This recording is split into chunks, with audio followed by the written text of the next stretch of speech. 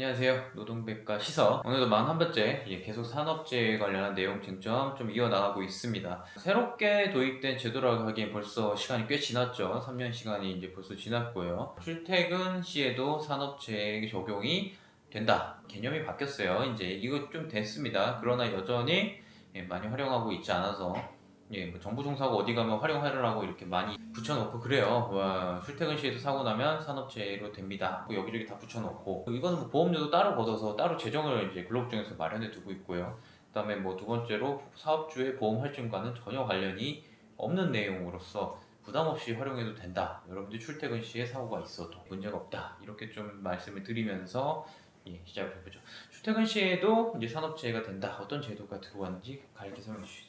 과거에도 이제 출퇴근제도 이제 산재로서 판단을 했었습니다. 업무상 사고의 한 종류이기 때문에. 근데 이제 그 범위가 굉장히 제한이 되어 있었기 때문에 사실상 이제 통근버스를 이제 사용하면서 그 사고가 발생을 하거나 출근 시간이 뭐 4시, 3시 뭐 이런 식으로 돼서 너무 이제 먼 곳에 있다거나 외진 곳에 있어서 자기의 자동차 외에는 출퇴근을 할 수밖에 없는 그런 이제 굉장히 특별한 상황들 아니고서는 사실상 이제 통근버스를 사용하다가 교통사고 났을 때에 대해서만 출퇴근 산재로서 인정이 되었는데, 이 부분이 헌법재판소에서 위헌이다라는 결정을 내렸고, 그 이후에는 사업주의 지배관리 하에서 출퇴근을 하다가 사고 나는 경우들은 그대로 남아있고, 그거 외에 이제 새롭게 규정이 마련된 것이 이제 통상적인 경로와 통상적인 수단을 이용을 해서 출퇴근을 하다가 사고가 나면 그것도 업무상 사고이기 때문에 산재 처리할 수 있다라는 식으로 2018년부터 개정이 됐고 이제 적용이 되고 있습니다. 뭐 중요한 요건으로 두 가지를 들고 있습니다.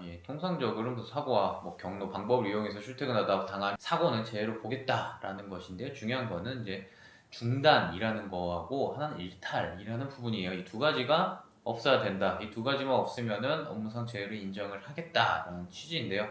사례나 유형은 굉장히 좀 많아요. 통상적인 경로와 방법으로 가다가 일탈을 해서 다른 무엇을 하지 말아야 된다는 거예요. 예를 들어 친구네 집에 들렸다거나 맥주 한잔 하러 빠졌다거나 이런 경우에는 일단은 일탈과 중단 상태가 되기 때문에 이때 발생한 것은 어쨌든 출퇴근 재해로 인정하지 않겠다, 이런 취지로 봐요.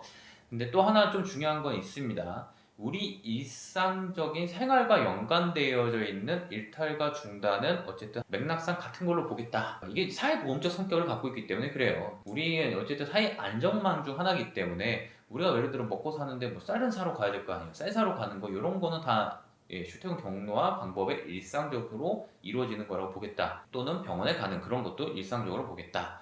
근데 하지만 필요하지 않은 오늘 핸드백을 사러 간다, 옷을 사러 간다, 이런 것은 일상적으로 보진 않겠다. 이런 취지고요. 굉장히 유형별로 많은 내용이 좀 가지고 있습니다.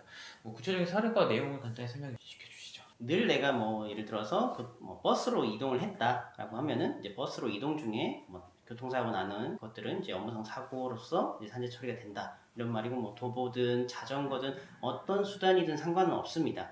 근데 이제 질문을 받게 되는 것이, 내가 가지고 있는 자동차, 승용차로 이제 운전을 하다 보면은 보통 이제 기본적으로 자동차 운전 중에 사고가 나면은 자동차 보험으로 처리를 하다 보니까 이제 이럴 때는 어떻게 해야 되는지가 문제가 되는 부분들이 하나가 있고요. 내가 언제나 사용하던 수단과 시간대 이런 것들만 확인이 된다면은 모두 다 업무상 사고로 되고 처리가 가능하고, 그러니까 병원에서도 이제 이런 것들을 권장을 하게끔 근로복지공단에서 많은 캠페인들을 하고 있는 상황이고, 그래서 오늘은 이제 기본적인 출퇴근제에 관련해서 말씀드리고, 이후에는 자동차 보험과 경합되는 부분들을 좀 더 얘기를 드려야 될 것 같아요. 자동차 보험은 일단 민간보험이죠. 물론 이제 의무보험은 맞습니다. 그래서 의무보험으로 대인 배상이나 이런 것들이 일부분은 의무적인 보험으로 들어가 있지만은 의무보험이 아닌 것들도 있어요. 그래서 이런 보험 같은 경우는 일정한 과실이나 이런 것들을 따지게 되죠. 민간보험이기 때문에. 그래서 이 산재와의 가장 큰 차이점은 과실을 이제 따진다는 부분이라서, 그러니까 내가 큰 잘못을 한 부분이 있다면은 당연히 자동차 보험을 통해서 보상을 받을 수 있는 영역이 굉장히 적을 거예요. 근데 오히려 산재는 더 많아지겠죠.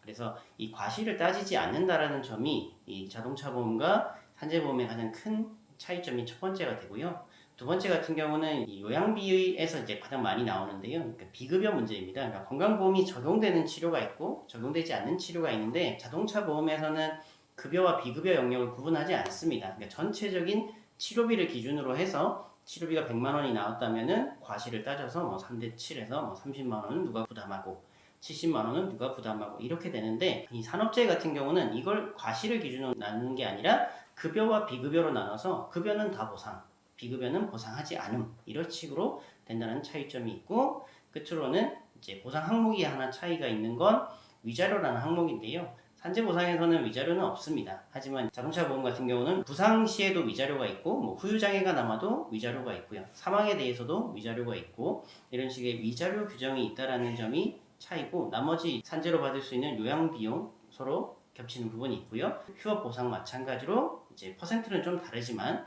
양쪽 다 둘 다 항목이 들어 있습니다. 그래서 위자료 부분만 차이가 있다. 그래서 이 세 가지 정도가 큰 차이점으로 보시면 됩니다. 네, 오늘 노동백과 시선에서 좀 간략히나마 출퇴근제에 대해서 좀 살펴봤습니다. 여러 번 좀 이 제도에 대해서 많이 말씀을 드리고 필요한 제도였고, 그다음에 활용을 많이 해달라 말씀해주면 여전히 미미하다는 점을 좀 말씀드리고요. 일단은 뭐 많이 다치셨다면은 이 제도에 대해서는 꼭 필요가 있다 이렇게 말씀드릴게요. 자동차 보험으로는 절대 커버가 안 돼요. 그 생활 자금이라든가 그다음 치료비라든가 영구적 장애급여라든가 보상이 좀 미비하기 때문에 반드시 고려를 해야 될 대상이다. 이렇게까지 좀 말씀을 드릴게요.